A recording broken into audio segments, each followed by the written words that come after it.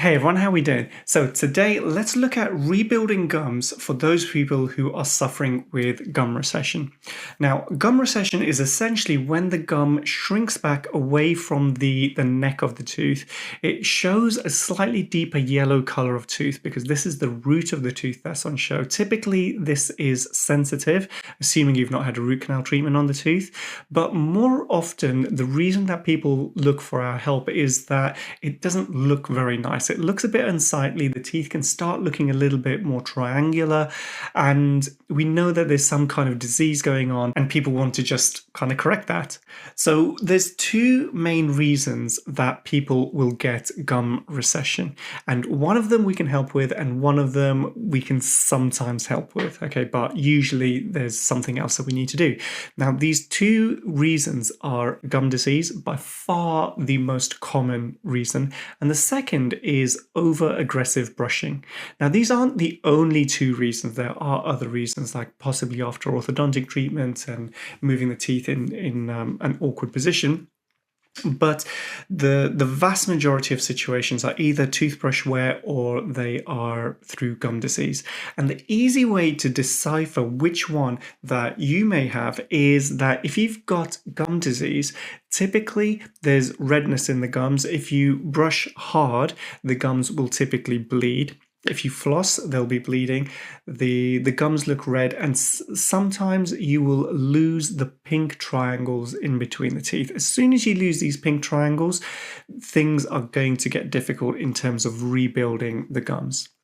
But I'll show you what we did for someone a little bit later on in this video. Now, the things which are more typical with toothbrush wear is that the gums are pink and healthy. Okay, typically these people pay a lot of attention on how they brush their teeth, and they're a little bit misguided in that thinking that brushing hard is actually a good thing. There is an ideal pressure to use when you're brushing, and you don't want to be brushing too hard. This is the reason electric toothbrushes have those pressure sensors that if you press too hard, they light up in red. But brushing hard over a long period of time will wear the tooth away, and it will also wear the gum away, especially for those people who have thin gums. You see, different people will have different thicknesses of gums, and if you've got thick gums, they're naturally more resilient to aggressive toothbrush wear. But you typically see that these people have those pink triangles in between the teeth, the papillae. And people who have toothbrush trauma have these kind of V-shaped notches and have brushed the actual tooth surface away. Now, if we've got these pink triangles between gums, chances are you can have treatments like a connective tissue graft to thicken up the gum and rebuild the gum in these situations. The way this treatment is done is we'll take gum from further back in the roof of your mouth typically and lift the gum up where you have the recession, put the gum underneath there and stitch it all back together. Okay, when we do it for our patients, it looks pretty horrible. It is a fairly long procedure, maybe 1 or 2 hours we'll book for this kind of stuff. And it's an incredibly delicate procedure. Typically, it's periodontists who perform a lot of this kind of treatments. However, in the right cases, it can dramatically reduce the amount of gum recession. It can sometimes get rid of it completely, but there's a limit to what we can achieve.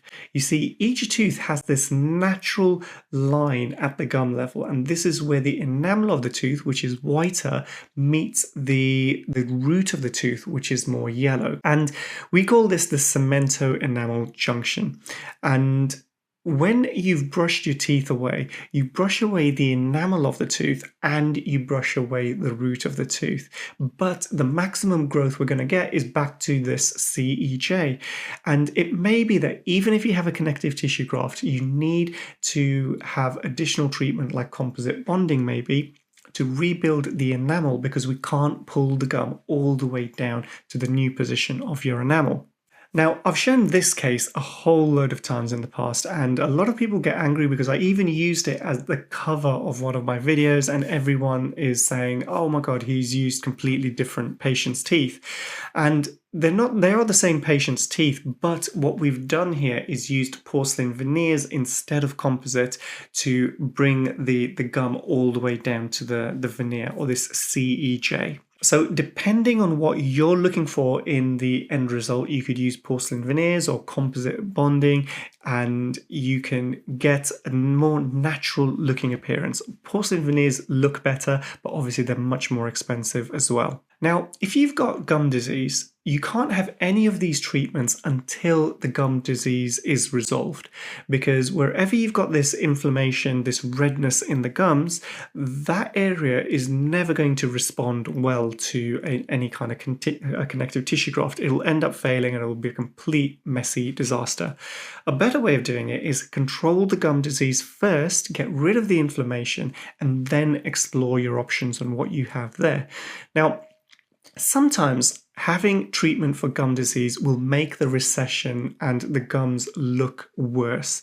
And the reason is, when you've got these red gums, they're puffy, they're inflamed, they are much thicker and cover more of the tooth than they would if the gums were not inflamed. So as soon as we get rid of the inflammation, the gums shrink back a little bit, they become more healthy, but don't look quite as nice. I mean, this guy came in to us because he didn't like the look of mainly his front tooth, but he decided to have 4 teeth done to get a better overall look.